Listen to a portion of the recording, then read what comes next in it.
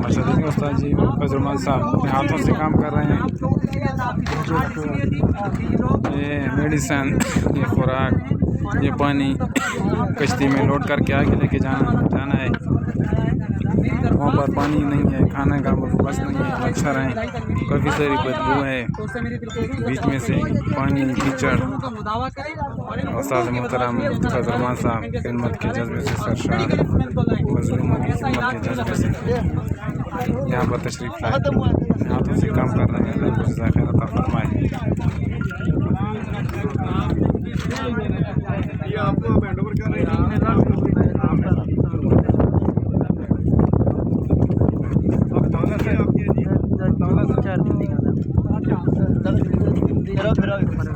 इसमें बहुत सारा पानी है, डाला है।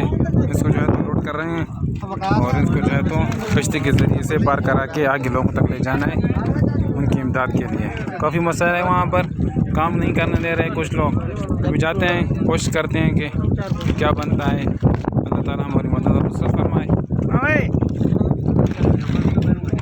ऐसे कश्ती में भी जाने में काफ़ी ख़तरा है, बाज़ जगह पानी ज़्यादा है, बाज़ जगह कम है, कश्ती फंसने का ख़तरा है। काफ़ी सारी मुश्किलात हैं आगे। सारा सामान कश्ती में लोड करके आगे लेके जाना है इंशाल्लाह लोगों की मदद।